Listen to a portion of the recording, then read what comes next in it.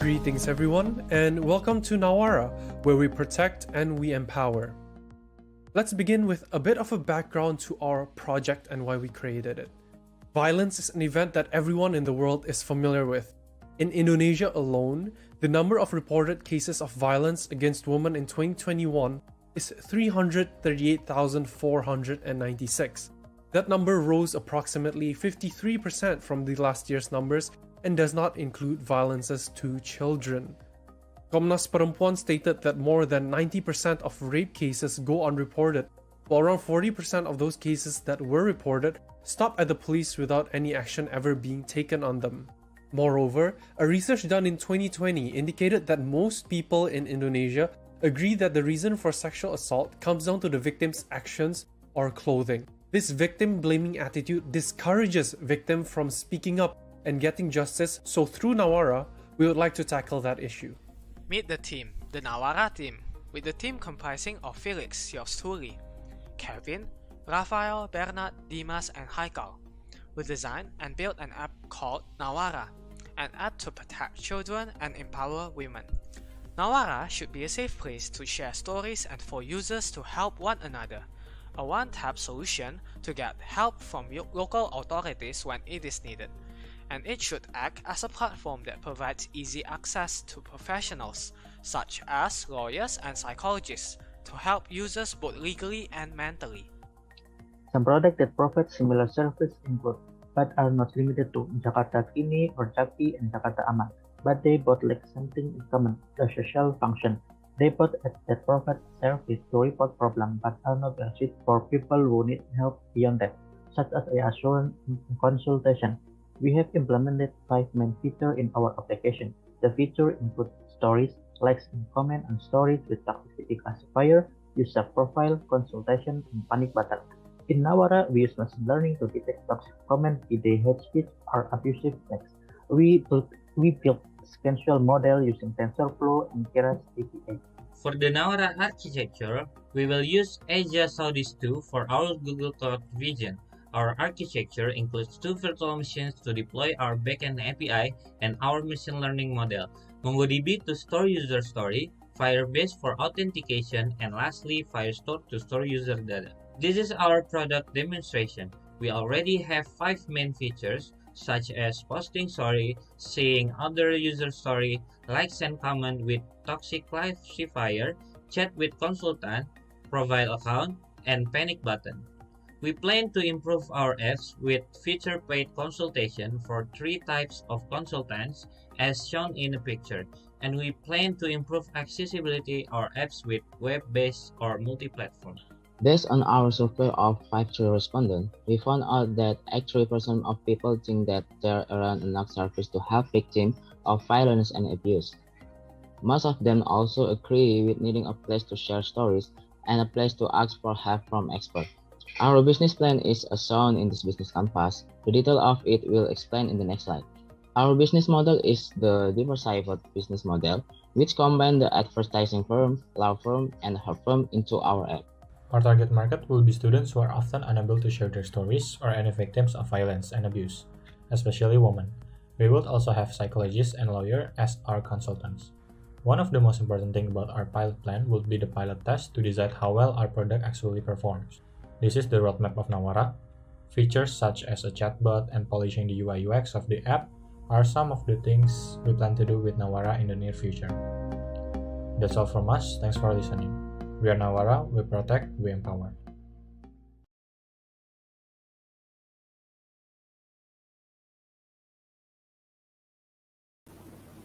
Okay. Hello, everyone.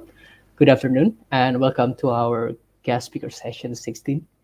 And how about you? Do you feel excited about today? Because I feel really excited. And today's session, before we start, let me introduce myself. My name is Tasamu Aksanugroho, and I am alumni of Bangkit 2021. And I'm also a student machine learning. And I also, for this year, I also work as a facilitator of machine learning class 39. And I also want to thank Bangkit team behind who have prepared this session. And so I will explain about the today's session.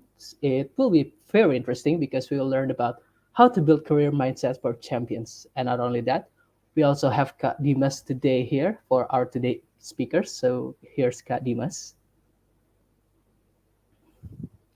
Hello, Kak Dimas. Good afternoon. Hello, good afternoon, How Amo are you, and Kak? everyone. Yeah. Yes, very excellent. Yeah, it's a sunny afternoon today. Okay. So before we start, I will introduce Kak Dimas first. Kak Dimas is working as a downstream or global mobility or B2B mobility or fleet solutions at Beneficial Indonesia. And today he will explain about how to building a career mindset for the champions.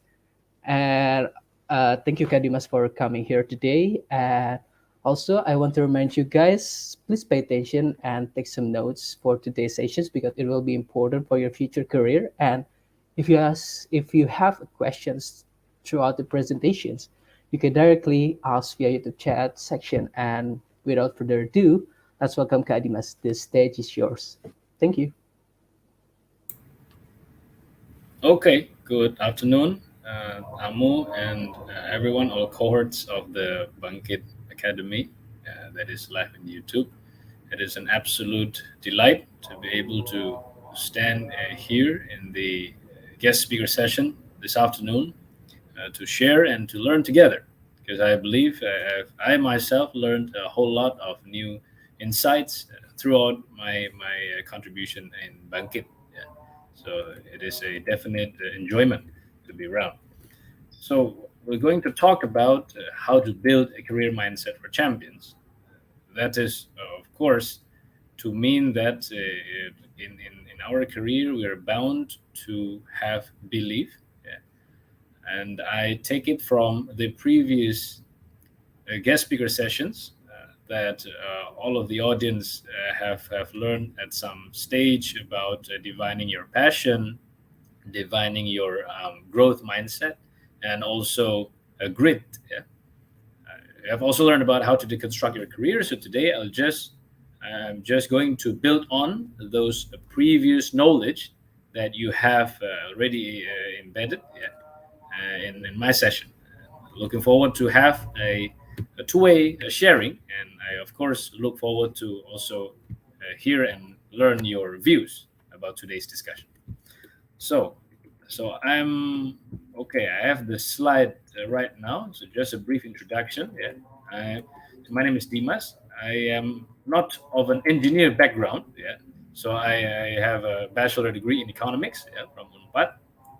Graduated around 9 years ago, and ever since I was in an energy industry, yeah, for some reason. So I currently work at Shell Indonesia, holding the position of head of business at Fleet Solutions, or B2B Mobility. And it is an exciting organization to be in, I have to say, and a lot of my knowledge, insight, and expertise was derived from the positions that I've held in the organization. So, really grateful to be that. I have also held a short stint at ConocoPhillips Indonesia. Yeah? So for some reason, I was always in an energy or oil and gas industry in my professional career. And I need to also state that all views expressed throughout the session today are strictly my own, my personal sharings, and I do not represent any of my organizations in this opportunity. Right. Let's carry on. I think we will start. Oh, okay. So two more important information here. So my Steam ID. Yeah. For those of you who have been in my Banqueta sessions, you would already know this. So for those of you who haven't, feel free to add me, yeah, in my Steam. So looking forward to connect with you guys over Steam and on books as well that I currently read One Piece, yeah, which is quite an exciting phase at the moment. I think we're nearing the end of the story very soon, and it is an exciting moment to be a One Piece fan indeed. And I'm also active in LinkedIn, so you can find me up and feel free to connect using my name. Right. I think we'll start with the Menti check. Yeah. So I'd like you to get your phones, and I think Amu will help to share the code. Yeah. So over to Amu. Yeah. Can you share the Menti over?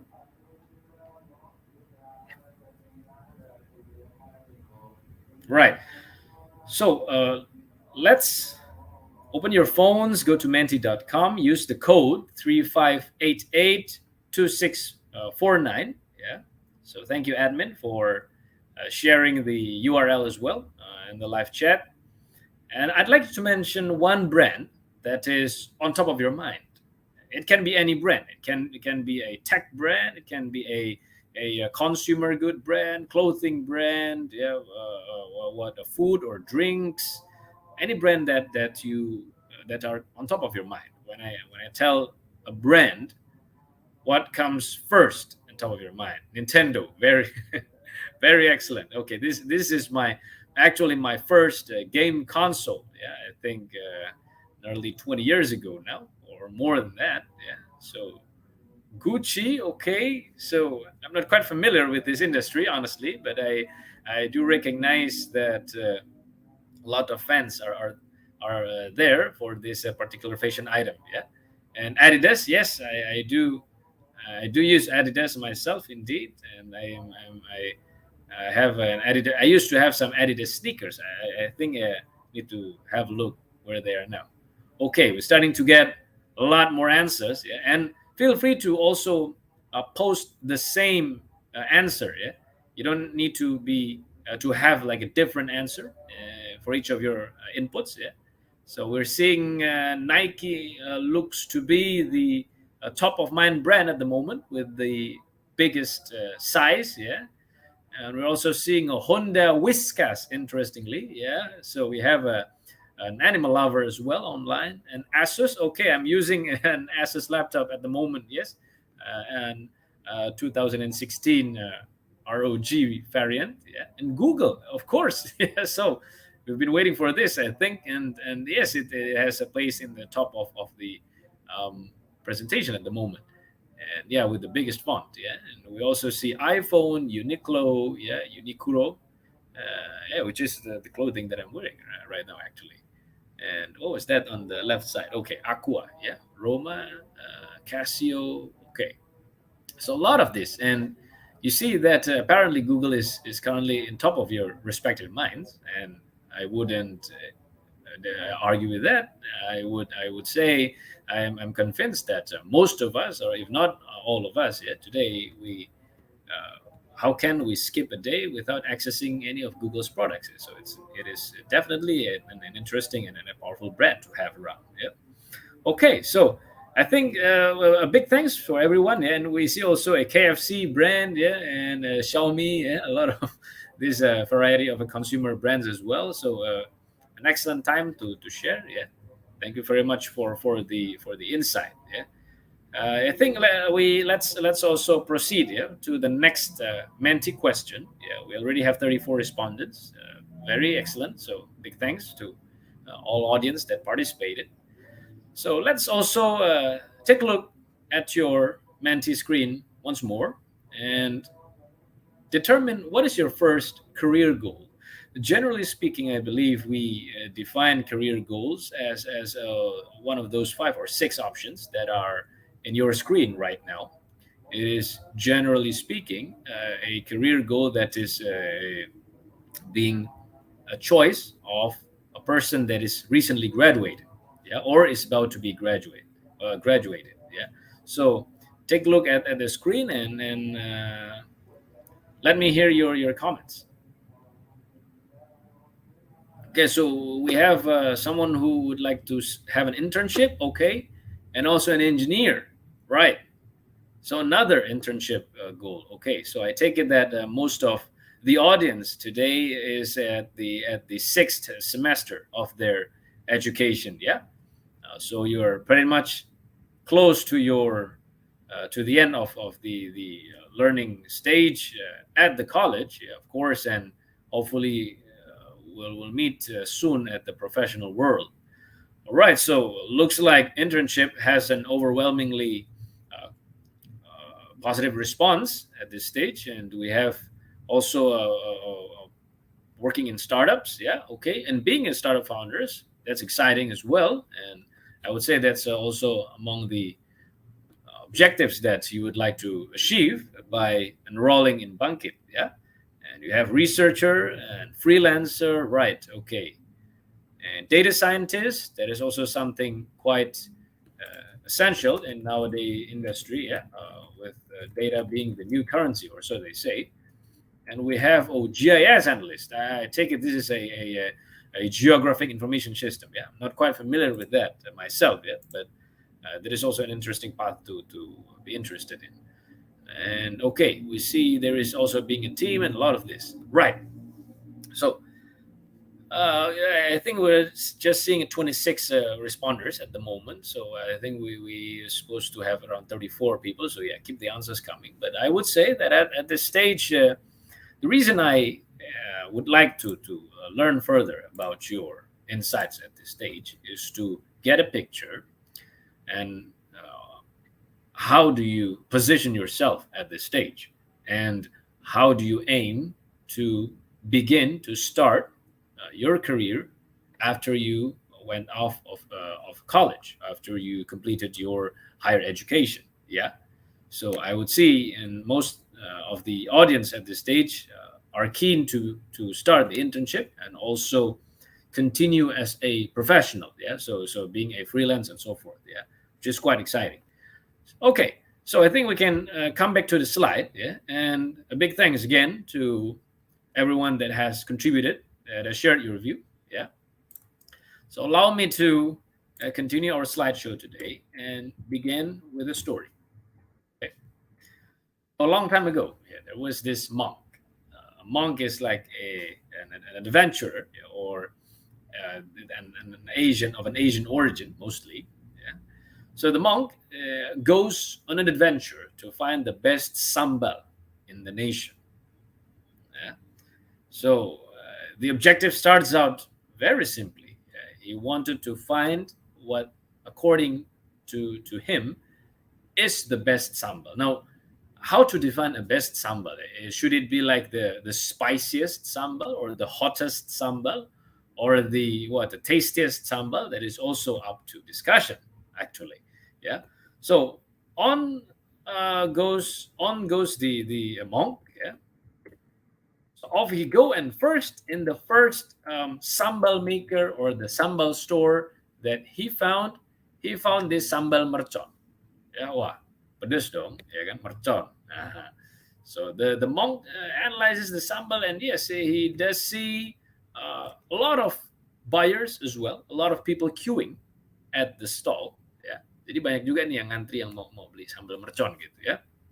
Populer juga dong gitu ya, as a sambal. So, and yes, the monk got himself a sampler and get a taste of it. And yes, okay, it's also an explosive sambal, yeah, but it's also still curious, and he decided to continue his journey to find more sambals.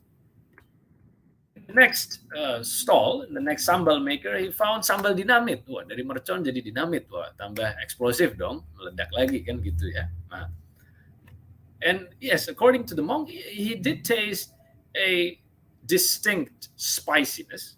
He did taste a different flavor, yeah, in the sambal compared to the mercon sambal, yeah. But still, the sambal shop that sells the sambal dinamit is still quite a crowded store, yeah, more or less at par, in a similar crowd level with the sambal mercon. So essentially, then with the monk realizes that the sambal dinamit also has quite some customer or consumer base, yeah, that consumes the sambal in an occasional basis, yeah, in a regular basis. So then, with his curiosity, he still moves on, yeah. Then in the next stall, he find the sambal basoka. Wah, ini udah RPG nih ya, rocket power grenade nih. Kalau teman-teman yang main Call of Duty gitu, tambah ini ya, semakin tinggi senjatanya gitu ya. And in the sambal basoka, yeah, the monk also did taste some special sensations, yeah, when he finally find out the taste of the sambal bazoka, yeah, and when he also compared how the spiciness is between the mercon, dinamit, and bazoka from a name perspective. Apparently, the bazoka can be the hotter or the spicier alternative, but it turns out to be still the shops that sell the sambal bazoka is also having quite a significant number of visitors, that are purchasing the sambal bazooka. So finally, he went off to the last sambal store in the nation, in this nation where the monk lives. Finally found the sambal nuclear. Wah, radioaktif kayak gitu ya. Jadi for the sambal nuclear example, yes, again it has some defining a characteristic of how the sambal nuclear is made, how the texture or the chili is being ground, and all the spices and mixtures are being composed in the sambal composition. Yeah. In this example, the monk finally realizes from his journeys that all the sambals, despite their names, despite their branding, they essentially hold a similar level of crowd. They have a similar number of buyers, regular users, those buyers that regularly purchases the sambal for their consumption. And from the spiciness level, all of these sambals have their own characteristic, have their own uniqueness. Jadi kalau teman-teman nggak tahu, mungkin kalau ada yang, tapi kebanyakan ini ya mungkin engineer atau programming gitu ya. Kalau ada yang jurusan tata boga, level kepedasan itu ada unitnya, ada measurement. Ya. Jadi apa namanya? Misalnya, for example, we're talking about panjang ya. Panjang itu kan ukurannya apa, meter ya. Weight or mass is kilograms or newton. Terus misalnya concentration of particle or element is mole misalnya ya.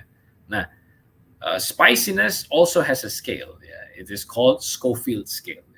SCOFIELD. You can Google it up, Schofield scale. And based on the Schofield scale, all the sambals are also in a similar level. Then the monk concludes from his journey, from his reflection, that all sambals essentially have a unique characteristic that is a defining champion characteristic. The sambals caters to the customers. The sambals are loved by their buyers. The sambals are made with such professionalism that all the mixture, all the composition are delightful, are delighting to whoever tastes the sambal, even though with their different ingredients, even though with their different types of chili berries or the chili seeds, they still creates a overall happiness for their customers, for whoever tastes the sambal. Okay, so off we begin with my first story.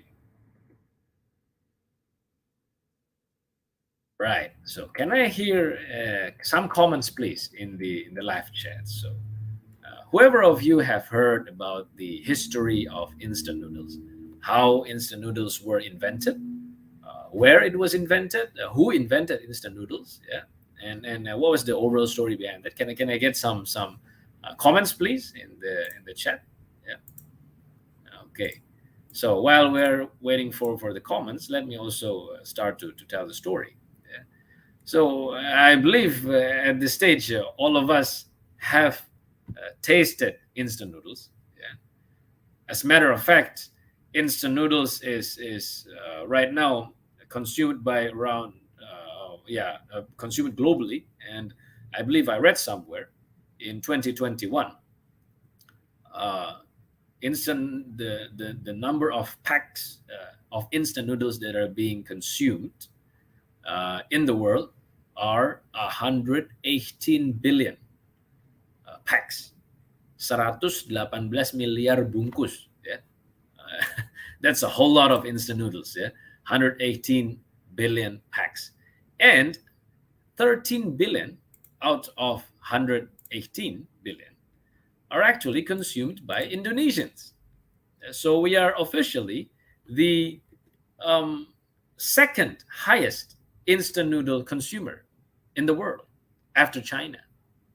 So China consumes, I think, around 60 billion something. We come the second, Yeah, and I think Japan comes to a close third. Yeah, so actually, oh sorry, not Japan. The third is Vietnam. Yeah, so China consumes around 40 billion something. We consume around 13 billion something, and comes and the next comes to Vietnam. Yeah, as the third largest instant noodle consumer.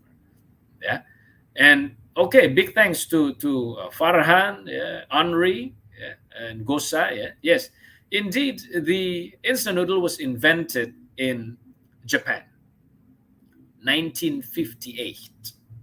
Yeah, so how long ago is that? Around 64 years. Yeah, so around 64 years ago. It was invented by this genius inventor, not quite a food scientist by background. So his name was Momofuku Ando. Yeah. Momofuku Ando was, I think, a jack of all trades person. Yeah, I believe he had multiple businesses before he finally settled with his instant noodle business. Yeah. But what I'd like to share in this opportunity, yeah, so yes, I see Henri is sharing about Mofuku Ando as well. Yes, so thank you. And yes, Nurul. So it is actually from Japan. Yeah, for instant noodle. Although indeed, yes, the Chinese is now currently the largest instant noodle consumer in the world, with nearly half of all noodles consumed. Yeah, globally. So, and yes, Farhan, it is indeed quite some massive number for the consumption. Yeah. So the how it began was at that time, as correctly mentioned by Naufal. Yeah, the Japanese has just come out from the Second World War. Yeah, the nation was in tatters. Yeah, the country was devastated. There is a lot of famine and hunger everywhere. Kelangkaan makanan. Yeah, and the country as a whole is facing a severe food crisis. At that time, Momofuku Ando observed that there was quite some long queues at ramen stalls. Ya, jadi apa kayak warung ramen gitu ya, banyak yang ngantri ya karena pada saat itu ya bikin bikin mie harus manual ya, so you need to grind the flour, the mixture, you need to manually slice it into these thin slices. Yeah, use the machinery, and you need to mix all the seasoning to make a one complete noodle dish. Then Momofuku Ando imagined how would it be if we are able to make a noodle that can be prepared in less than 5 minutes just by pouring hot water. Yeah, and at that time, it was the time when the American armed forces, yeah, was occupying Japan after the war, and they brought with them a whole lot of flour. Ya. Banyak tepung terigu waktu itu cukup surplus. Nah, jadi Mofokando beliau bereksperimen gitu ya. He tried to find the method how to make a noodle that can be cooked in less than 5 minutes, just using hot water. Yeah. So one day in 1958, yeah, and as Lutfir Rahman excellently mentioned, Momofuku Ando discovered, yeah, invented the method to make the instant noodle. Yeah, so he deep fried, yeah, the fresh noodles to trap the moisture. Yeah, so that whenever a person would like to have the noodle cooked, he just straight away pour some hot water, yeah, to a bowl or so. Yeah, and yes, indeed, it was branded as Nissin Chicken Ramen, yeah, the very first instant noodle in the world. Yeah, and it was quite a hit. Yeah, the Japanese people loved it. It was quite an invention at the time, quite an innovation that allows a lot of people have quite comfortable and easy to cook food, and it was at some stage quite some answer to Japan's food shortage at the time. Yeah. By 1963, the Nissin noodle company was selling over 200 million packs, yeah, in Japan alone. And he doesn't stop there. Yeah. In 1971, yeah, Momofuku Ando observed in a voyage in a trip to the United States, he observed some Westerners eating his instant noodle using a paper cup. So that is also gave the birth, provided him the idea with by creating the cup noodles. So as we know it, so all of this uh, very easy way and convenient way to have your noodles in a cup, was also invented by Ando during that trip. So he was enlightened, looking at such a method. Then he created a new variant, which is the cup noodle. In 1971, and the rest is history. Yeah. Okay. So, what takeaways can we bring from this story of instant noodles? This is the very first point, of uh, the champion mentality or the champion mindset that we're going to discuss today. Yeah? So champions create value.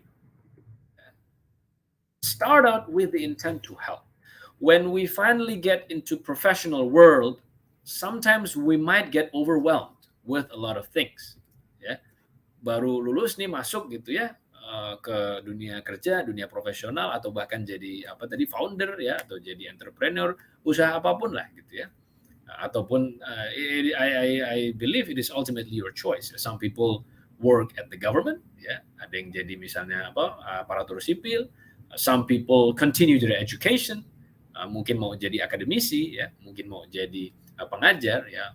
All of these career choices, ya, either you become a professional worker, or you become a multinational company employee, or you become a startup founder, you become a government employee, or an academician. Yeah, all of this has a role in the society. Yeah, so champions, the very first mindset we need to have is to create value. Nah, kadang gimana create value buat nilai tambah gitu ya. Nilai tambah itu ya agak bingung juga mungkin ya. Caranya gimana? Kita baru masuk juga, baru fresh graduate, mungkin ilmunya baru meniti juga gitu ya. Gimana caranya bisa ada create value? Very simply, start out with the intent to help. Remember Momofuku Ando. He started out with the intent to help the hungry Japanese people. He started out with the intent to help all those long queues at the ramen stall. Ya. Niatnya mau membantu dulu. Bantuin siapa? Ya, ini banyak gitu ya. Boleh bantu customer kita, ya, help our customer solve their problem, ya. Atau bantuin tim kita, help our team to finish the project, to achieve the goals, ya. Yang paling sederhana lagi adalah bantu orang tua kita, misalnya, ya. Help our parents, make them proud, ya. Make them hopefully we can set our parents at the core of many things that we're doing. I personally wouldn't be here if it wasn't because of my mother and my father. Ya. Niatnya bantu aja dulu. Nanti with the intent to help, you will create an added value. Yeah. By providing your help, you will create an added value. Yeah, we create added value. Dari pertolongan kita akan ada nilai tambah. Ngebantu apapun itu, gitu ya. So this is the mentality of champions. The champions, we need to have a service leadership, ya, servant leadership. Jadi nanti begitu ya sebagai fresh grad, kita udah terbiasa providing support, ya, to the team, providing help to the customer, ya, serving our parents, ya, misalnya. When we eventually grow to become leaders, we will understand the importance of servant leadership. Jadi benar-benar memimpin dari depan dengan niatan membantu timnya, dengan with the intent to help out your team, to help out the organization to achieve its top potential. Yeah. Lastly, added value will be irreplaceable no matter what industry we are in. Yeah? Because people will remember the value addition that we bring. Orang akan ingat nanti, oh misalnya tadi Farhan dulu udah bantu saya di sini. Roid misalnya nih, udah bantu di sini, ya kan? Naufal, Ramdina, ya, udah bantu seperti ini. People will remember us through the help that we provided them and through the value addition that we bring. and start out simple. Ya. When we finally start at the professional world, ya, pekerjaan awalnya akan banyak hal yang sederhana, misalkan ya, mungkin dari nggak tahu apa Excel gitu ya, apa dari Tableau bikin tadi data analysis gitu. Start with the basic tools. Ya. Have this mentality. Ya. Try to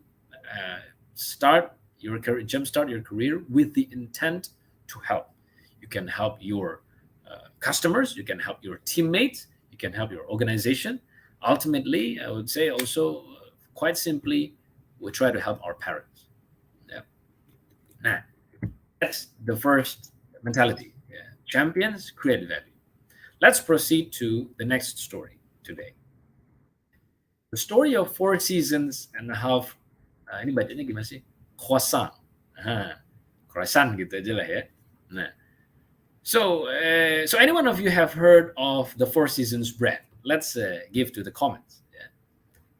Please take your time to share. You can also have a Google. Yeah, if you look it up at the Google if you haven't heard of it. But if you perhaps have heard at some point about 4 Seasons, then let me know. Yeah. So 4 Seasons is a resort and a hotel brand. Yeah. It is also a globally renowned name, yeah, alongside with, for example, Marriott or Hilton or Accor, yeah. Yes, Henry mentioned hotel, yeah, so it is some sort of a resort chain, and it was 4 Seasons is a brand that is renowned by its affinity to personalize its service. Yeah. So this story happens somewhere in Paris. Yeah. So there was a customer. Yeah, and I think this is some real story, because you can Google it up. Yeah. I think there was an article that mentioned about this the story.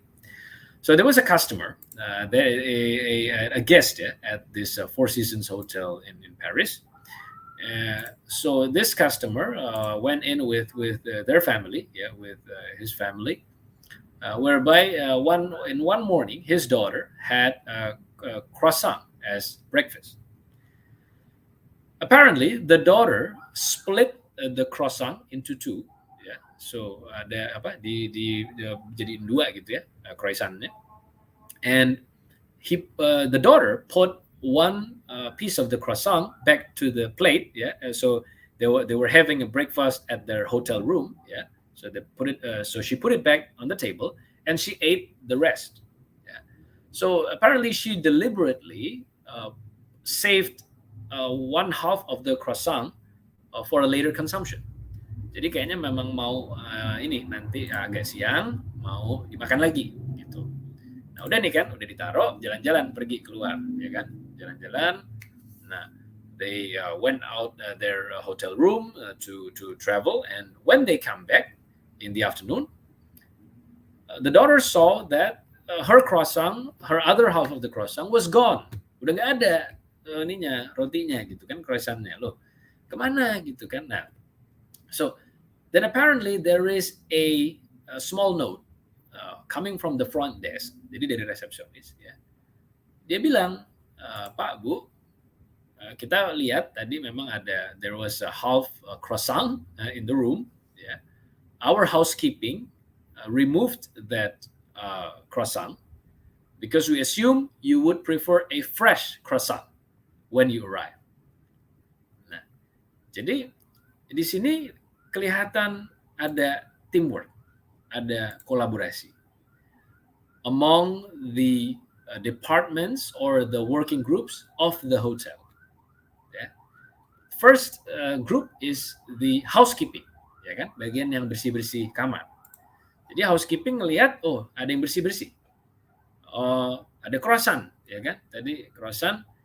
Ini gimana nih kok sisa separuh? So they clean up the croissant, ya. But then they contacted the front desk, ya kan, yang di bagian depan. Front desk koordinasi. Oh, let's clean up the croissant, but make sure that when the family comes back, they know, they are aware of the croissant, and they will be given a fresh croissant, gitu kan? Nah. Jadi dibuat tadi ada note-nya, ada catatannya gitu ya, ditaruh. Then the Yang ketiga, jadi tadi udah housekeeping, udah front desk. Yang ketiga adalah room service. So the front desk contacted the room service and informed them of the approximate timing when the family will return. Nanti keluarganya udah balik kan, yang ngeliat front desk kan, karena di depan gitu kan. Nanti dikasih tahu, okay, please prepare the fresh baked croissant and have it delivered to the family's room. Jadi imagine if each of these groups or departments are working individually. Ya, terserah aja udah gitu kan. Housekeeping pokoknya taunya bersih kamarnya, ya. Front desk taunya nerima tamu, room service taunya masak aja kalau ada yang pesan. Ya. But they decided not to work in such an individual way. They decided to work and represent the Four Seasons brand that are known to personalize the service to their guests. Ya kan? Jadi mereka ya satu bendera Four Seasons gitu istilahnya gitu ya. And their ultimate goal is again to help the guest, to make the customer happy, to make the guest feel at home. Ada croissant, separuh dibersihkan, tapi disiapin lagi yang baru. These little touches are also what makes the Four Seasons brand are quite renowned with their personalized guest service. So what is the takeaway we can get from this story, from the second story? That champions collaborate. Jadi nggak bisa, maksudnya it will be a very challenging situation if as champions we work individually. Ultimately, see what Michael Jordan says, teamwork wins championships. Ya kan? Talent wins games. Jadi mungkin bakat, skill itu bisa menang 1-2 permainan. Tapi kalau mau menang liga, mau menang pialanya, menang Liga Champions-nya misalnya, we require teamwork. Yeah. And how to collaborate? We need to ensure that we have an enterprise first mindset. Yeah. Jadi the goals that we frame in our mind needs to be an organizational goal. It's an enterprise goal. Ya.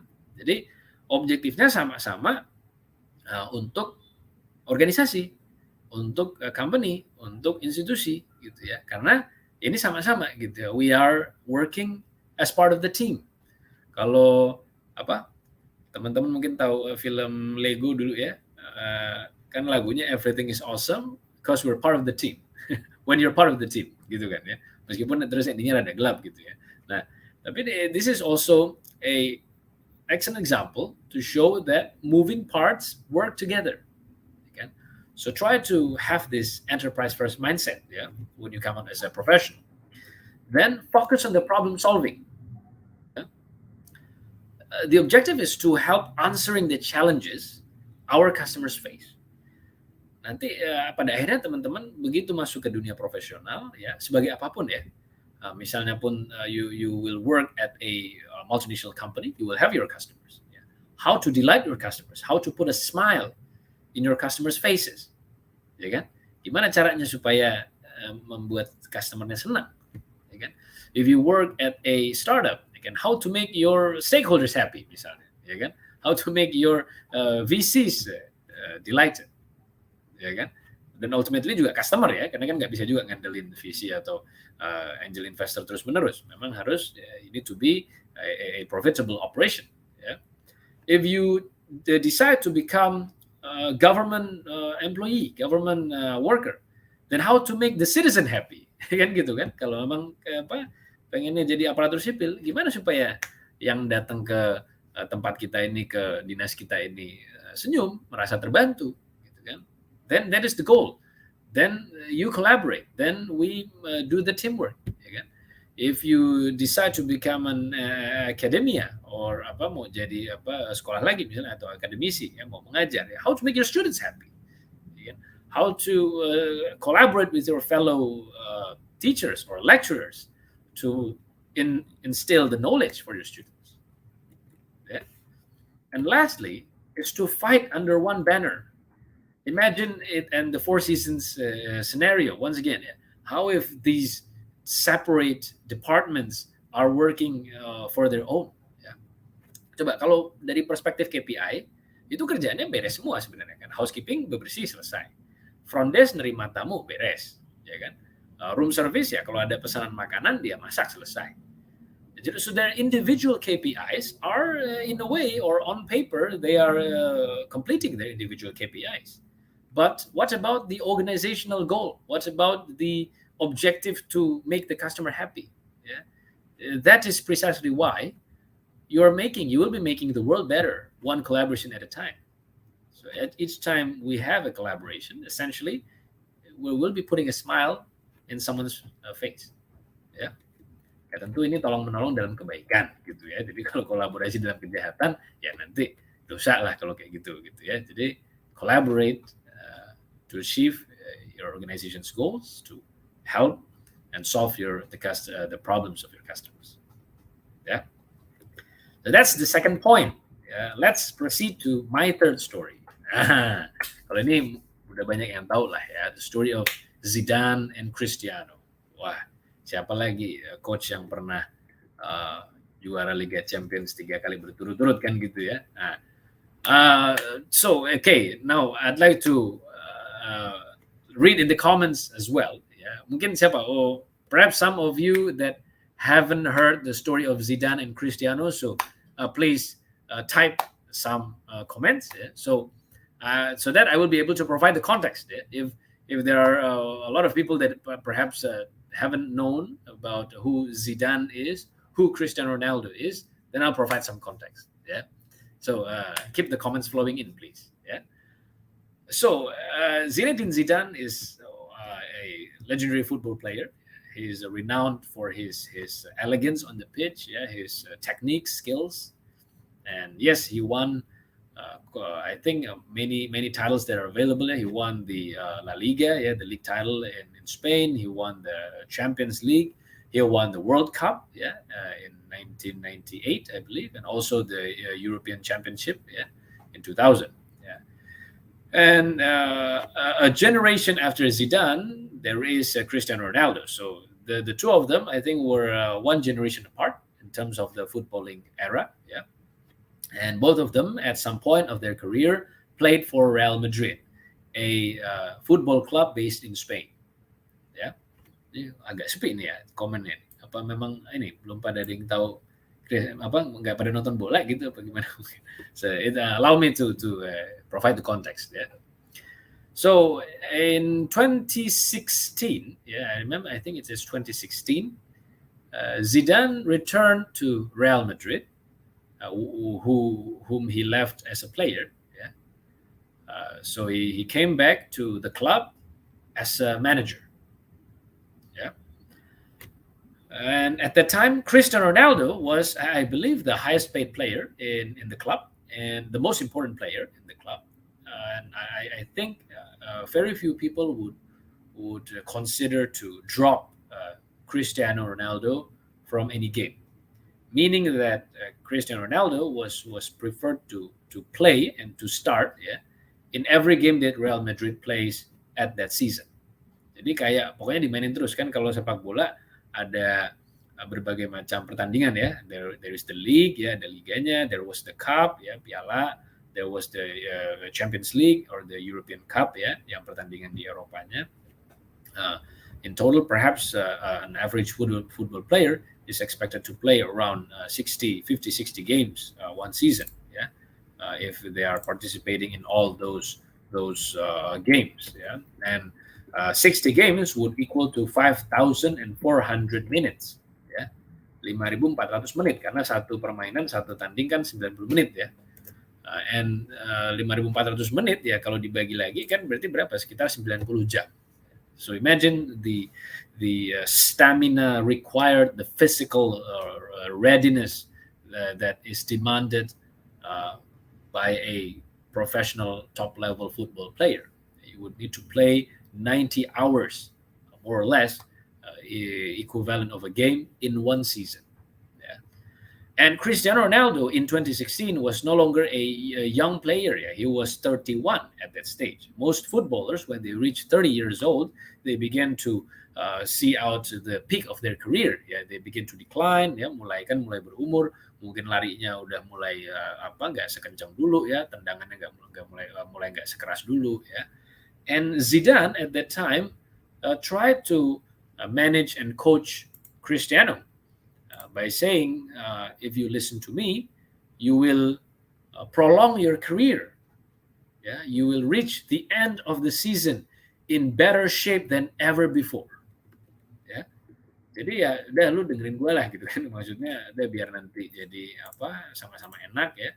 Kalau dulu kan istilahnya main kalau dia nggak dimainkan di suatu pertandingan, wah ada masalah apa kan, seakan gitu kan. So a top player would generally demand to be played, to be started in all matches. Ya. Nah, tapi Zidane karena melihat itu, he decided to speak to Cristiano that we will bench you. Ya. Jadi dia akan ditaruh di bangku cadangan untuk non-essential games. Mungkin lawan yang misalnya klub-klub atau tim yang nggak begitu besar atau nggak begitu kuat ya, atau permainan-permainan piala yang masih timnya klasemen yang lebih kecil. Nah itu Ronaldo, Cristiano akan diistirahatkan. Intinya seperti itu. Nah, and Ronaldo, seeing at Zidane's pedigree as also a legendary player in his own, decided to listen. Jadi ini juga main-main gitu ya. Cristiano Ronaldo, it's not an easy player to manage in a way. Yeah? So Real Madrid would really need a world-class coach to manage a player of this stature, which they found in Zidane. Yeah? So long story short, they won the European Championship 3 years in a row.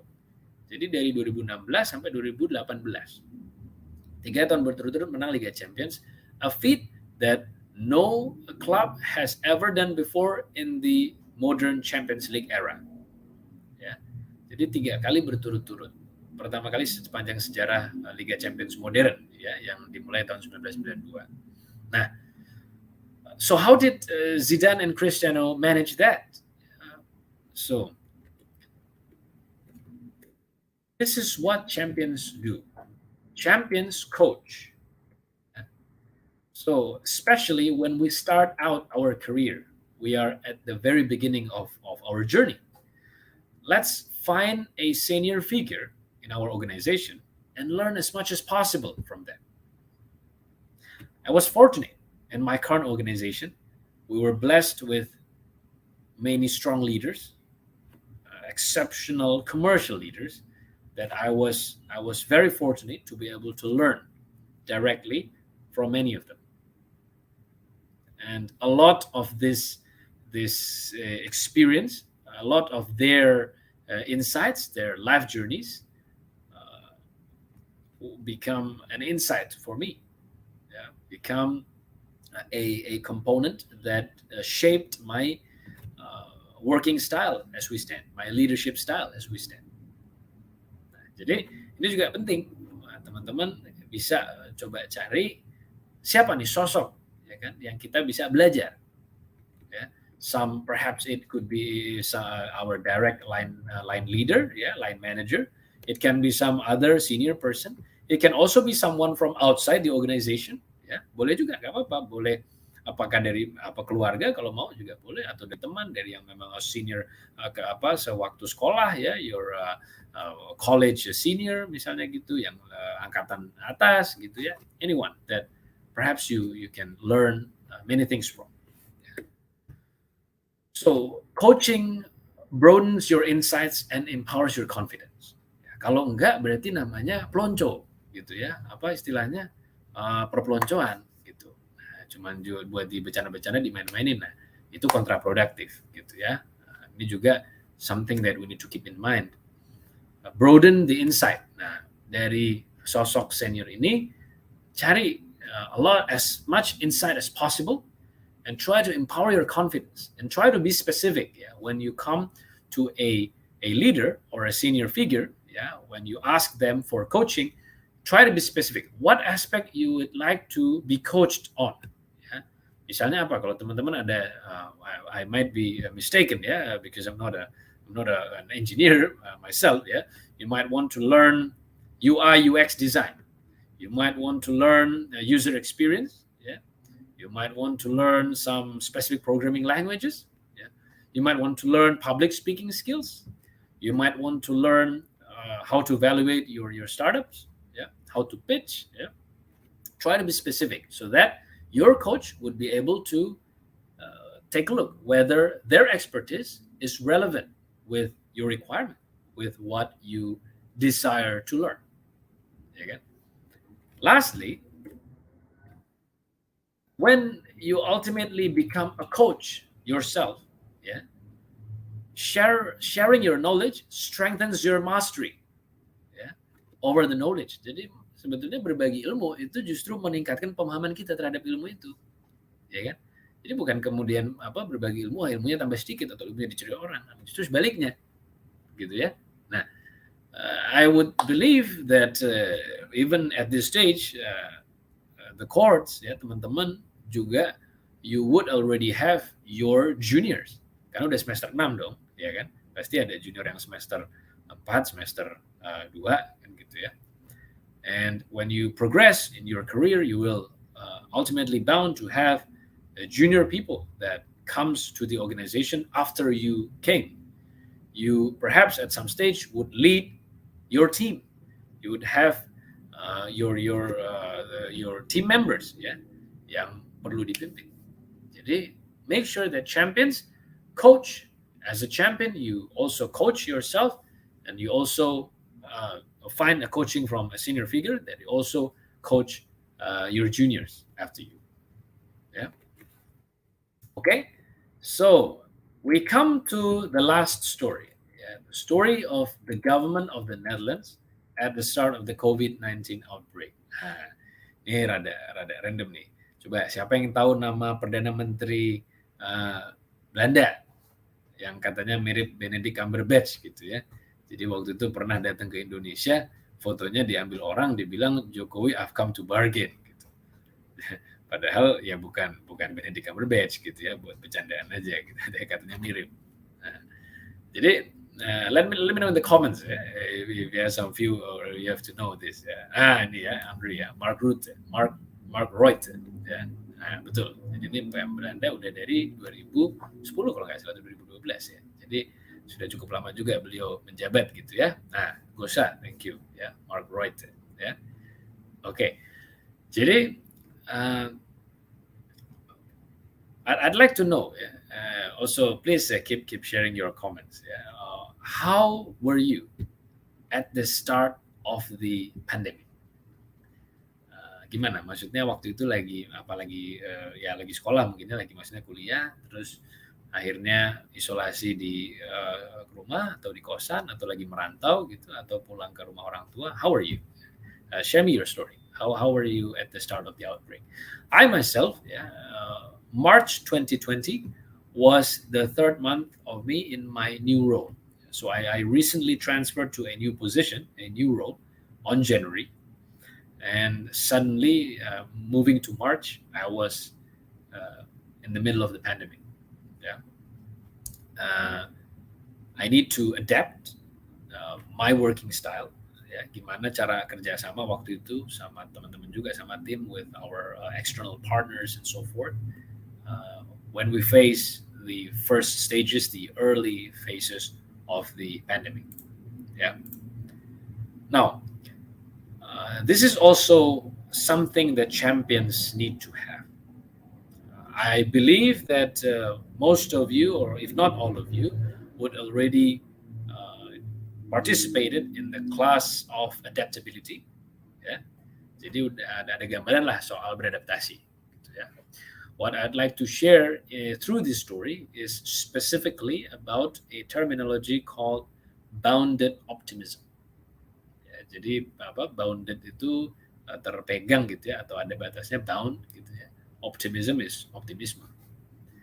Jadi as a leader, as a champion, we need to correctly exude memancarkan optimism to our team members or to the people that works together with us. Apalagi di masa-masa krisis. Ya. Contohnya gini, pas pandemi ya, atau kayak sekarang nih harga-harga naik gitu ya, harga minyak mahal ya, harga minyak tinggi. Nah, ini juga time of extraordinary time. This is where we need to showcase as champions ya, our bounded optimism. Bounded optimism ini apa sebenarnya? Jadi intinya adalah it is an optimism that springs from authentic values, yeah, that comes from trust in the capability of people.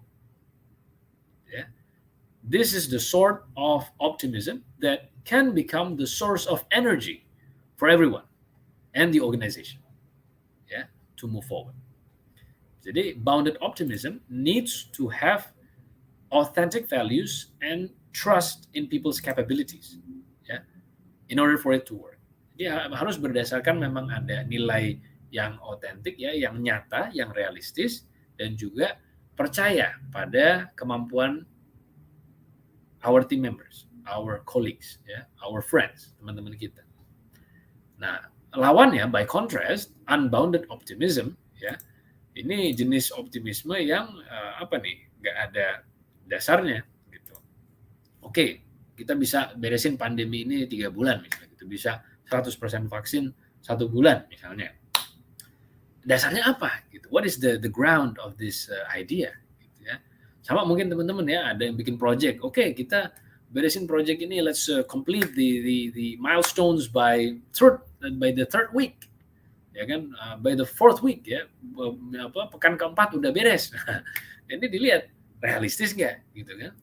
Is it bounded by authentic value and does it require the trust of your colleagues, of your friends, ya kan, of your team members? Nah, Mark Rutte waktu awal Belanda itu COVID outbreak sekitar bulan Maret juga ya, Februari atau Maret 2020 ya, nanti teman-teman bisa Google juga tuh, ada ada artikelnya juga kalau nggak salah ya. Jadi nanti bisa cari di situs resminya ini negara Belanda tuh, Mark Rutte address COVID-19 gitu aja Google-nya gitu ya. Nah, jadi beliau menyampaikan waktu itu bikin ini di TV gitu ya, bikin siaran langsung. My message to you this evening is not an easy one to hear. Jadi mulai dengan mengakui dulu ini bukan it's not an easy message to deliver ya. Ini bukan hal mudah. The reality is that coronavirus is with us and will remain among us for the time being. Jadi memang ini ada COVID ya, memang ada virusnya gitu ya. There is no easy or quick way out of this difficult situation. Jadi Mark Rutte ya saat itu mengakui ya nggak bisa nih ada cara misalnya udah minggu depan udah beres atau bulan depan udah beres. Ya memang semuanya lagi pada saat itu, apalagi ya belum ada vaksin, belum ada belum ada varian-varian ya, belum ada Delta lah, ya Omicron lah, atau yang Beta apa segala macamnya, Alpha. Nah, Mark Rutte realizes and recognizes the severity of the situation. Jadi masalahnya ini berat gitu ya. Nah, oke, terus ya dia mulai menyampaikan what actions that you need to take as a citizen gitu kan. Ya pakai masker ya kan, ya hindari berkerumun, cuci tangan dan seterusnya. Sama lah dengan di negara kita juga ya, cara-cara untuk menghindari COVID gitu kan, protokol-protokol kesehatan dan seterusnya. Ya. By the end of his speech, he made an appeal. Ya, dia ada permintaan nih. Ya, with all the uncertainties out there, one thing is absolutely clear. Ya, the challenge we face is enormous. Ya, ini tantangannya besar nih di depan ini. And all 17 million of us, maksudnya 17 juta rakyat Belanda gitu ya, will have to work together to overcome it. Jadi lagi-lagi penekanan di kolaborasinya. We will have to work together to overcome it. Ya kan? Together we will get through this difficult period. Take care of each other. I'm counting on you. diakhiri dengan kita akan melalui masa-masa susah ini sama-sama, ya. Take care of each other. Sayangi satu sama lain. Tolong diperhatikan mungkin keluarganya, teman-temannya, tetangganya gitu, your family, your neighbors, ya, your friends. And I'm counting on you. Jadi dia juga it is based on trust. Lagi-lagi kata kuncinya ya. Based on trust on the capability of other people. Kan gimana orang lain kira-kira bisa berkolaborasi, berkontribusi. Ya. So, what does the fourth story tell us about? Ya. The champions care. Nah, ini ada excerpt tulisannya tadi ya. Teman-teman bisa baca kalau mau lihat. Nah, those letters that are colored purple are the key messages that I believe become the key foundation of Mark Reuter's speech. So as someone with a champion's mentality, we need to empathize. Ya, kita perlu berempati sama orang. Dan teman kita kira-kira gimana gitu kan tadi. We need to ultimately respect. Harus saling menghormati juga. Be sincere. Ya. If you reflect to my professional background, I am pretty much a multinational worker, a multinational company worker. I mean, I have no startup background whatsoever. I have never founded a startup or worked at a startup. Yeah. My wife, on the other hand, is a through and through startup person. She has been working with startups a whole lot of her professional life. And I believe she followed a certain account in Instagram, which I believe perhaps most of you would be familiar with, of this account, that and many times are sharing funny things or funny stories, or some insider stories about the startup world. Yeah. And I remember there was one video that is showing kayak parodi gitu ya. Jadi gimana kerja ditanya sama bos ya. Ada jadi dia tuh kalau nggak salah videonya ada cewek ya, atau ini tokohnya ini karakternya dia mau cuti gitu ya, ditanya deadline-nya udah belum, nah lagi cuti, atau terus lagi ngapain gitu ditanya lagi deadline-nya udah belum, sampai dia meninggal gitu ya, di dalam peti mati masih ditanya sama leadernya tadi gitu, udah dikerjain belum, akhirnya nggak jadi meninggal gitu, terus bangun lagi gitu ya. Mungkin teman-teman ada yang udah pernah lihat juga video itu gitu. Nah, this is not a good example, and I hope it is a parody ya, karena kalau memang terjadi dengan nyata seperti itu, then something is dysfunctional. So as champions, we need to care. We need to care for our colleagues, our team members, our organization.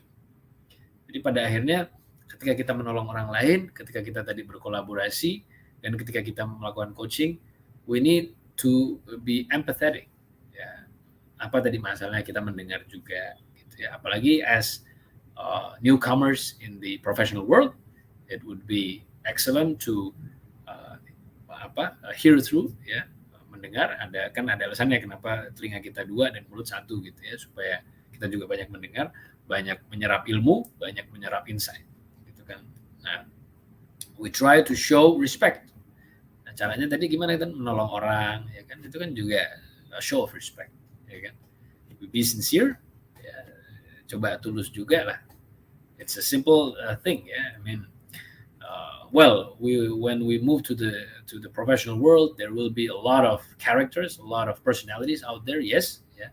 Teman-teman akan banyak ketemu dengan banyak jenis orang, ya. Ada kadang-kadang orangnya baik, ada juga yang kurang bekerja sama, gitu ya. But be authentic, ya. Sometimes being yourself is not enough. Perhaps we also need to be our best self, the best version of ourselves. Yeah. Okay. So I think we are approaching the end of the sharing today. Yeah. So in recap, in retrospect, what is needed to embed our champion's mentality in ourselves? Yeah. You would already learn about adaptability by this stage. You would already learn about how to define your passion, how to set up a growth mindset, and how to have a grit, in your professional life. Now, hopefully through this sharing, and I'm also keen to hear your views, or discussions, or if you have a different opinion in that matter, I'm very glad to discuss and share. First and foremost, let's keep in our mind to create value, helping each other, and also to collaborate, with our teammates, with our enterprise and our organization. Coach, find a coach and also coach your juniors. And lastly, it needs to be covered in a golden box of care to become the ultimate runway or ramp of our professional career. I hope that could be a constructive sharing and look forward for the discussion. Yeah. Back to Amu on the stage. Okay, very really good presentations and the material from Kak Dimas Hanandito.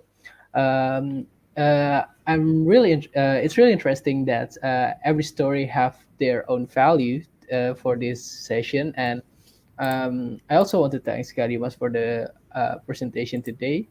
And maybe guys, if you have questions about today's sessions about um, uh, the materials or the story that you may think misheard or you want to confirm, you can ask in the chat sections on the YouTube.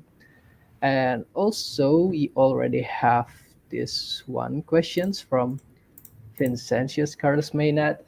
He asking about how to convince others to have enterprise goal orientations mindset, especially when we are not the boss, sir. Ah, yes, this is a unique situation indeed. Yeah. And I have to say that it does make some difference when we are not the boss or we are the boss. Yeah. Nah, first and foremost is the mindset that we need to have. Let's try to set up on our individual level, on our own, try to set up the champion mentality, which is to solve the problems of our counterpart. Ya, apakah itu customer tadi kita gitu ya, apakah investor dan seterusnya. Kan teman-teman juga udah melalui gitu ya, a lot of classes that is revolving around, for example, for professional communications or adaptability or evaluating your startups. Yeah, start with this mindset, then bring this mindset out through your behavior. Yes, we do need to take the extra mile. Yeah, in the early stages of my career, even until now, yeah, I did take in multiple opportunities. I did take some extra mile. Say, in a way, my line leader asks to do 100, then we give out 130, 150. Yeah. Well, definitely there is another topic to discuss when we talk about managing burnout, because it is also an important value, how to manage your own load in that regard. When you show your 100% or even more, in the execution of your job, this behavior will be observed, like it or not. Gitu ya. Akan kelihatan, gitu ya. Kerasa dong, oh ini Vincent ternyata lebih tinggi work rate-nya, atau lebih melihat misalnya you see something through the lens of the company, you see something through the perspective of the enterprise instead of your own perspective. Yeah, take a look at, have a word with your leader ya, di dalam itu. Ketika memang udah kerasa, oh you start to showcase your contribution, it will ultimately be noticed. Mulai nanti kan ngobrol sama bosnya, loh kenapa Vin kok bisa kayak gitu misalnya gitu. Nah, there you start to share the importance of having an enterprise goal orientation. Jadi memang ya triknya memang harus pegang the leader dulu gitu ya. Nah, bagus lagi memang kalau teman-teman kita, our colleagues, our team members ya, are having a similar mindset. Nah, itu lebih enak gitu ya. Nah, cuman betul in the professional world there will be a lot of variables. Yeah, we will meet a lot many kind of personalities. Ya kan? Maka demikian, gak apa-apa. Mulai dari situ, showcase our authenticity by committing to the mindset and changing or reflecting on our behavior. When this becomes noticeable, noticed at the boss, then we also share the enterprise goal orientation. Satu perkembangan dari sini tuh adalah gimana caranya bekerja kayak gitu dengan tetap kelihatan tawadu gitu ya, rendah hati. Gitu. Jadi biar nggak sengak juga. Kadang kan wah ini orang kerjanya gini, wah ambisius banget. Nah kadang ada orang kayak gitu kan, gitu juga gitu ya, mikirnya serba salah kan kita kan. Which is the care component is the most important. Yeah. When we work with empathy and we work with respect, kita akan menunjukkan ini kerja kita itu untuk enterprise, memang untuk organisasi, bukan semata-mata we are elevating our own position or our own career, meskipun ujungnya ke sana juga gitu ya, misalnya secara implikasi. Tapi that is the end of the means, it is not the means of the end, because we are serving the organization purposefully, because we are helping our customers to have a smile, because we are caring for our teammates. We have an elevated career. Yeah, I hope that provides the context. I see. A nice answer from Kak Dimas. And we already have the next questions from Jahirani Adi Hanifa. She asked about, you shared earlier that the story can convey a value. The question is, how can we identify the strengths to create self-confidence and also do the crowd mindset, sir? Nah, okay. So thank you, Zahirani. Yeah, I used to, even up to this point, I used to wonder what would be the specific skill set that I have. Yeah, jadi when I first graduated, I sometimes observe, in my major, in my study department, as a management major, we used to have 4 concentrations. Yeah. We have the financial management, operations management, marketing management, and human resources management.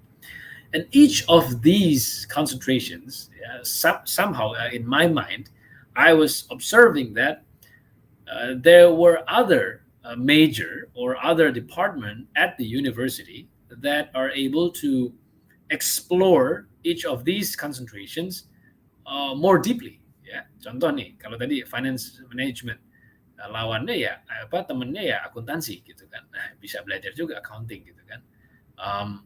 Marketing management is public communications, ya kan, komunikasi publik, ya kan, belajar komunikasi segala macam, marketing gitu kan. Operations management essentially industrial engineering, teknik industri, belajar cara misalnya ngitung produksi operasional gitu ya, SOP dan seterusnya, way of working. And lastly, human resource management is psychology, ya kan? Gimana terus cara managing human capital, ya, assessing people, competency, and others. Nah, oke lah, ini kalau dosen saya nonton bisa dikutuk gitu nanti, kamu gak ngomongnya gitu. Nah, dibilang semuanya sama, ya memang ada perbedaannya, betul. Gitu ya. But there was a stage in my early career that I wondered what would be my specific strength, ya kan? That perhaps defines myself, that is perhaps different with other people. Gitu ya. I hope I get the answer. I hope I get the question correctly. And again, how can we identify the strengths to create the self-confidence? Ya kan? So then, how we identify the strength? Yeah? As I said, start out with the intent to help. Mulai dengan memang niatnya mau menolong, mau bantu. Siapa tadi? You can help your team. You can help your customers, you can help your stakeholders, you can help misalnya tadi mungkin di lembaga organisasi you can help the citizens, you can help the environment even, mungkin kalau yang di departemen atau di lembaga-lembaga swadaya lingkungan gitu ya. Nah, there are many things in the world that needs help, that needs our help, and ultimately whoever you help, we will also at the same time help our parents. Nah, what other thing that can breed self-confidence other than helping people? Ya, menolong orang itu powerful loh. Harus pede kita. Ya kan? We can be self-confident when we help other people. When we provide them with some support, with some assistance. When we put smile on their faces. That is confidence. percaya diri kan perlu memang ya apa tadi, misalnya jago melakukan sesuatu mungkin ya, atau bisa punya suatu keahlian tertentu. Nah, bagus, tapi ultimately however your skills are, whatever your expertise is, when you're able to put a smile on someone's face, I would say that ultimately creates a self-confidence. And that in itself is a growth mindset, ya kan? Pada akhirnya dengan mencoba membantu orang lain, menolong whoever our stakeholders are, we will be compelled to grow ourselves. We will be compelled to learn new skills. Yeah? I used to not to be quite good in making PowerPoint slides. And not to say that my slides just now is a good slide ya, tapi dulu itu kalau bikin slide kita ngopi aja gitu, tulisan taruh gitu semua, waduh apa itu namanya, tulisan semua gitu ya. Ada tuh I still save my old slides ya in my college days, wah ngelihat gini ya banyak istighfar lah gitu ya. Nah, then I try to, as I progress in my career, as the opportunities are open for me to have a learning or have a sharing with other people, I realized that there is a need to also learn making effective slide communication, effective slide presentation. Ya, jadi belajar gitu, dan alhamdulillah mudah-mudahan gitu ya, paling nggak there is a bit of improvement dibanding dulu cuma pakai tulisan diceplokin. Gitu. Now that is the growth mindset. I hope that provides the context. Yeah.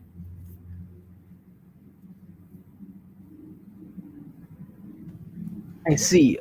Thank you for the answer. Really nice answers about how can we create a growth mindset for ourselves.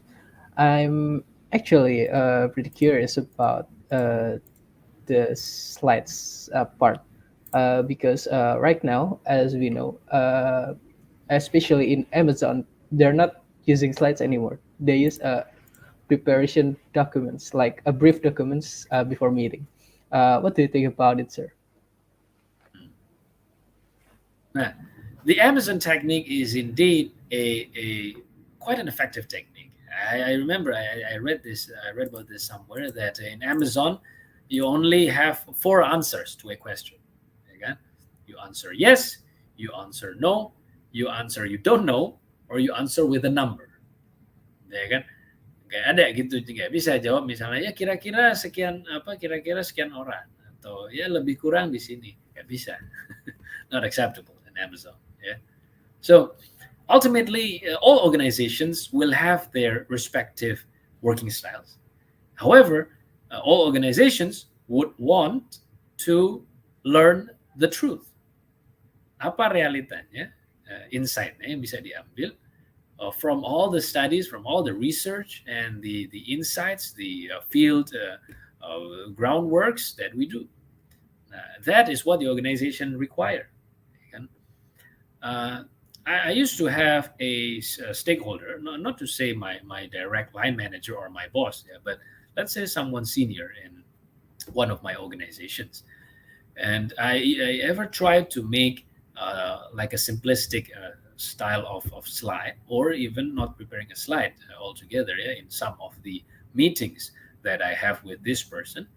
Turns out to be this person is the type that prefers a text-heavy material.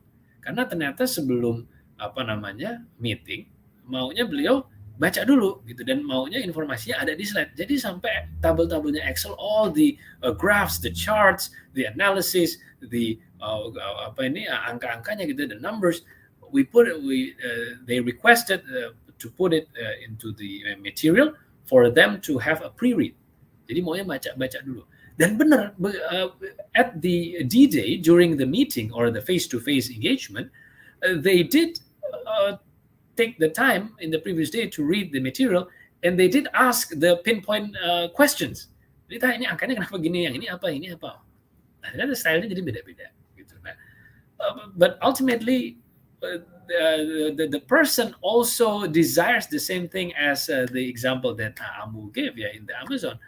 They want the truth. They don't take kurang lebih as an answer. They don't take more or less as an answer. They take yes, no, you don't know, and you find out, yeah? Or number as an answer.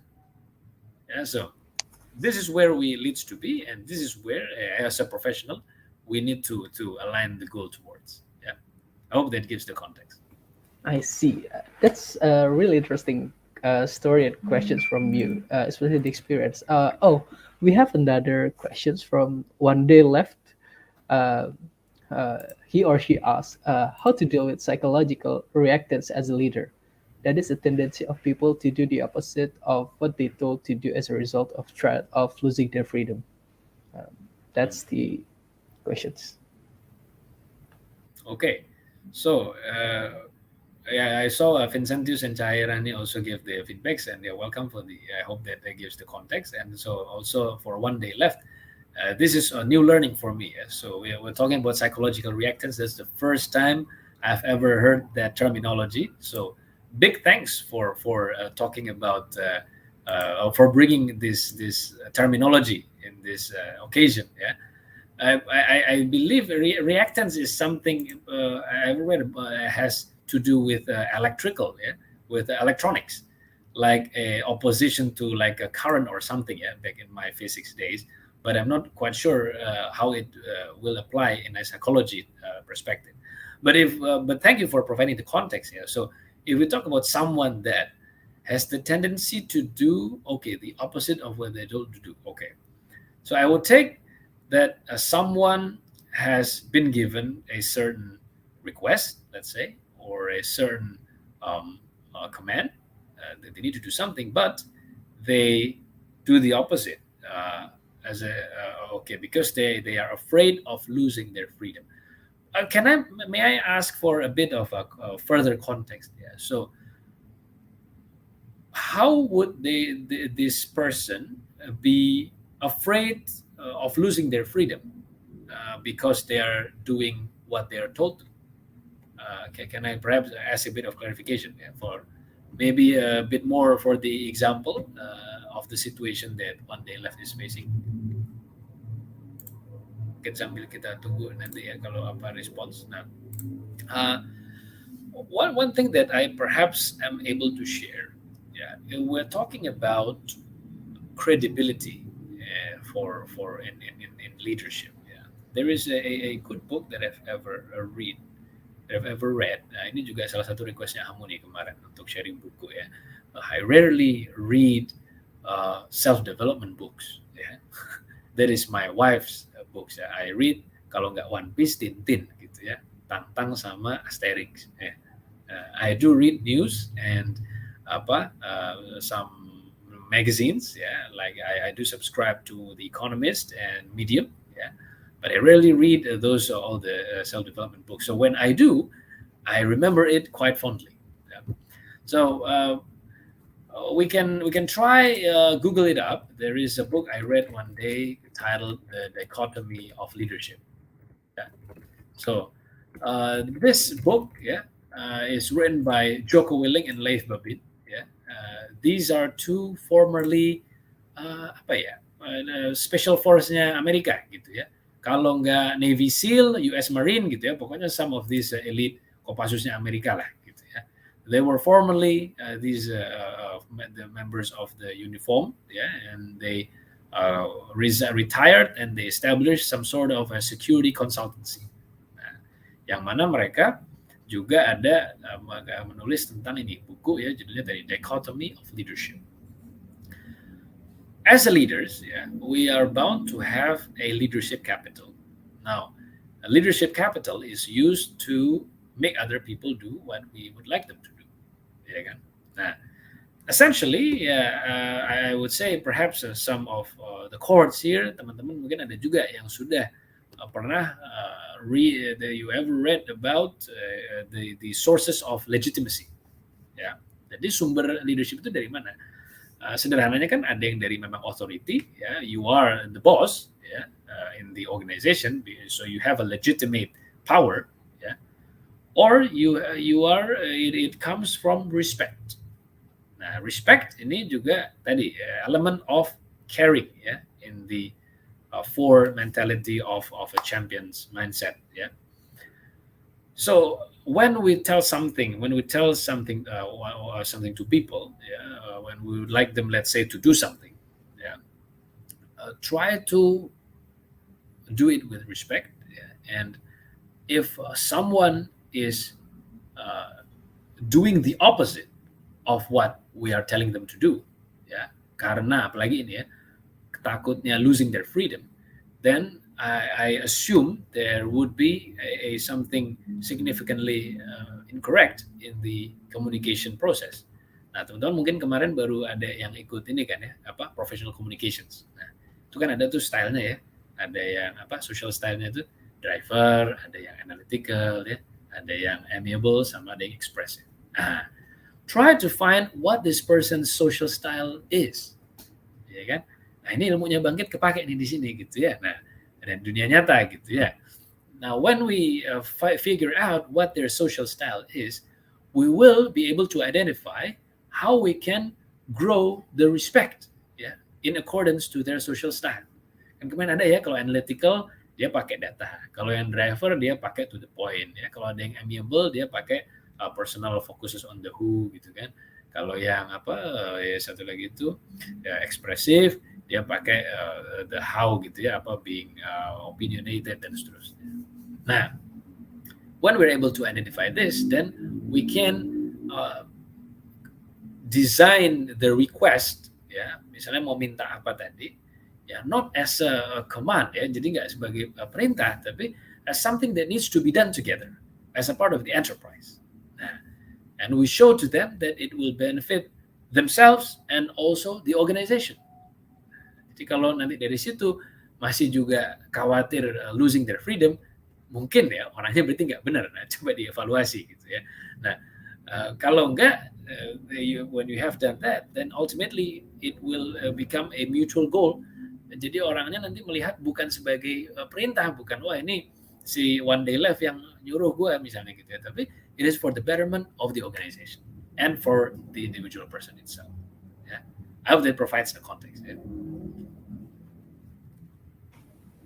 I see. When they left is actually replied, I think maybe the leader to push so hard to him or her. Yeah. Nah, ya ini berarti ya benar leadernya kan harus diperiksa. Mungkin nggak ada komponen care gitu ya. Emang ya when we push someone to their limits and they finally leave the organization, yeah.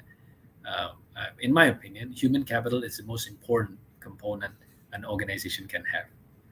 So when we finally have people with team members with champions mentality, let's try to do our best to keep them in the organization and also keep them growing the organization and growing themselves in the organization. Yeah. I see. There's also the next questions from Roy. He asked about, let's say you're a mentor, coach, or leader in a division, but you feel guilt and uneasiness as you're unsure of guiding them in the right or wrong direction. So, how do you deal with that? Nih mungkin baru pertama nge-mentor gitu ya biasanya. Ya, I felt a similar sentiment when I first lead a team. Yeah, so my first leadership role, yeah, was in a department that it is entirely new for me. Yeah, jadi I was selling a product that was entirely new. I haven't sold it previously. What I sold in my previous roles was entirely different with the product that I have in this new department, and yet I was the head, yeah, of that group, and I was also part of the leadership team of the country team, gitu ya, as a part of the because I was the head of that business. At that time, I was the youngest in the leadership team. Yeah, and well, from an age perspective, the least experienced in a way, ya kan? Nah, ini dong, uneasy dong gitu ya. Wah, gimana nih caranya mimpin? Udah timnya tadi, udah gitu part leadership team lagi ya. Itu sisanya itu om-om tante-tante semua lah kan, misalnya istilahnya gitu ya. Only a couple of months later, there was a rotation in the organization, and where finally a friend of mine comes in gitu ya. Jadi sekarang udah ada peer lah gitu yang seumuran. Nah, how do we deal with that? Nah, jadi when we move to the professional world, ultimately there will be a high level of uncertainty. Fuka kan katanya kan. Apa sih fuka itu? Gak hafal-hafal sampai sekarang itu. Volatile ya kan, unsure, uncertain ya, complex dan ambigu ya kan. Fuka ya kan. Dulu siapa yang pernah bilang itu ya? Voltaire apa Newton ya? Agak lupa juga ya. The only constant thing in the world is change. Jadi satu-satunya hal yang pasti di dunia adalah perubahan kan gitu kan. Apalagi when you become a coach or a leader in a division, wah tanggung jawab dong sama timnya, ya kan. So first of all you need to embrace the belief that memang nggak ada yang tadi pasti gitu ya. It's a VUCA world, udah apalagi zaman sekarang, apalagi di startup, ya kan. There is a lot of room to learn and there is also a room to fail. Yeah. Embrace this reality and again start with the intent to help. Start with the intent of helping your team members, your division, misalnya di sini ya, dengan apapun caranya, termasuk yang sederhana. Misalnya ada your team member perhaps is feeling also uneasy. They're also feeling guilty. Perlu teman curhat. Nah, dengerin. Udah disimak ya kan. Ngopi bareng gitu, apa ngeteh gitu misalnya. Listen to whatever they say and empathize. Ya kan? Jadi loncat tadi dari create value, helping intent to caring. Ya udah nyimak aja dulu. You may not need to provide instant solution at that time, but you empathize. Oh gitu ya. Gitu. Oh gimana tadi. Nah, cara terbaik ketika menghadapi guilt uneasy itu memang dengan orang lain, misalnya gitu ya, together with other people. Coba dulu bayangin kalau misalnya ini Roy, ini cewek apa cowok, gak tahu ya, misalnya if you are a male, kalau pernah ngerasain ditolak cewek gitu ya, kan cara paling baik nongkrong dong sama teman-temannya kan gitu kan, ketemu your brothers gitu loh. Nah jangan kelamaan gitu. Kalau if you are alone then you are in a way you are sunk in your sorrow gitu ya, tenggelam dalam kesedihan gitu-gitu. Nah, might not be productive to the entire career journey ya. So start with the intent to help, and then secondly you start to care. We start to care and start to listen ya. And thirdly, do the coaching, learn together. Gak apa-apa, karena ini VUCA memang kan. Is it a right or is it a wrong direction? You start to learn together, you start to sharpen yourself together. Misalnya tadi ada nonton YouTube dokumentari sama-sama di reference gitu ya. I just found an interesting video, share di group gitu kan. I just found an interesting article, share di group. Nah, that is also a behavior of a leader, a behavior of a coach. You share the information, the knowledge, the insight together. Ya kan? Dan terakhir, the number 4, the fourth point is to embrace the learner mindset. It is okay to fail. It is perfectly okay to do something wrong. Ya kan? It is important to bounce back and learn from whatever you did wrong. Ya. Kalau salah 2 kali juga mungkin oke lah, bisa ada hikmahnya lagi. Kalau salah sampai 3 kali ya berarti diketawain orang kan gitu. Nah, so we try to also embrace this mindset ya, that when we are unsure, it is perfectly okay to commit a mistake, only to bounce back and learn from what the mistake is and learn the insight or the action we can take away from the mistake. Teman-teman tahu makanan potato chips ya pasti ya. Itu kan potato chips itu yang keripik kentang. Itu lahir dari kesalahan, ya kan? In 1858, a cook in an American restaurant in East Coast of United States at that time was requested by a customer to serve a fried potato. And when he fried the potato, the customer says, "This is not cooked enough." And the cook was upset. He tried to slice the potatoes as thin as possible to the extent that the whole potato becomes crispy. Nah akhirnya enak ternyata ini. Then potato chips were born. Jadi dia lahirnya dari kesalahan gitu kan, disuruh goreng tapi kok nggak matang. Nah ini dipotong-potong jadi potato chips. Gitu. I like to read histories of famous foods ya. Jadi perhaps in later occasions, feel free to reach out to have a discussion about the history of bubble gums, yeah, or ice cream and so forth. Yeah. So, first off is to embrace the reality that the world is uncertain. Yeah, indeed. Second is to care, to empathize with your division, with your colleagues, your team. And third is to learn together, yeah, to share whatever knowledge, insight that we find, and nurture that behavior in your division as well.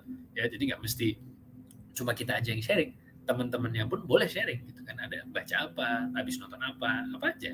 Kayak kemarin tuh Raisa habis ngisi bensin istighfar ya kan, ngisi sholat, kemahalan viral. Ada tuh yang nge-share di grup kemarin gitu kan. Jadi kayak gitu-gitu aja. It's also an insight ya.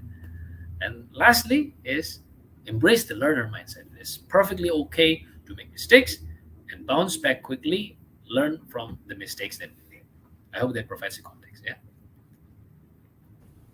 Really nice answer from Kak Dimas. And by the way, about the failure food in Indonesia, there's also called bluder cokro. It came from Madiun, East Java, and I know that because I visited the city, and it's really good bread. It's really sweet, and it have so many types of fillings, and it came from failure too because the producer uh, added too much what is it, tepung tapioca, Powder. and yeah, making powder or something, and then but the texture become sweet and really good, and right now it's a popular oleh-oleh from East Java, Madiun. And I think that's one interesting story from the failure of food making, sir, from me. Yes, yes. Exciting sharing, yeah, Amu. Yeah. And Yeah. yes, I did. I visited Madiun before, and I did have some bluder. Yeah, one of my favorite is the bluder cokro ya. Itu kan yang Yeah. di jalan utama lurus sebelah kiri kan. Yeah, Ada betul. sekiratu segala macam Yeah, mall right. itu kan, perempatan. Nah, it is, yes, indeed. It becomes a renowned cuisine on its own because of its texture, because of its characteristics. Jadi beda nih gitu ya roti, and it becomes, as you say, a popular gift from Madiun. Yeah, I see. And I think there's no questions from YouTube chat section, sir. I think this is the end of our guest speaker sessions, and I would like to thank Kak Dimas for coming today. And it's a really nice insight. I noted some of all the points from your presentation in here in my notes. I created some notes, and yeah, I really like the story of sambal, and then the story of its instant noodles, and then you told story about the Four Seasons. It's interesting story for me because it's the first time I hear it, and it's all about the teamwork. And then you also told us about the Zinedine Zidane and Cristiano Ronaldo who win the three times Champion Leagues, and the last is about the government of Netherlands. He showed that we need to care to our people, and that's the mindset of a champions for all of us. And I think that's it for me for these sessions. Once again, thank you, Kadimas, and all of you guys that already come to the sessions. Um, that's it. Back again. Thank you all. And maybe Kadimas have some closing statements for this session. Yeah, it's an absolute delight to be here, Amu. So big thanks as well to everyone, and my gratitude for your sharing as well. Ya, ini tadi apa pertanyaan-pertanyaan juga nih one day left tadi ya, psychological reactants, Roy, ya, Vincent, and Cahirani. Ya. All the responses as well. I think it is an important point here for myself is also to gain a lot of insight from the audience today. And as I say, I hope all these values, they might not be a surefire way, but let's try to make this as the basis, as the foundation, yeah, to in whatever we do. And I wish the best of luck for teman-teman semua ya, when you jumpstart your professional career. And see you guys very soon. Okay. I guess that's for today. Back to our team. Assalamualaikum warahmatullahi wabarakatuh. Waalaikumsalam.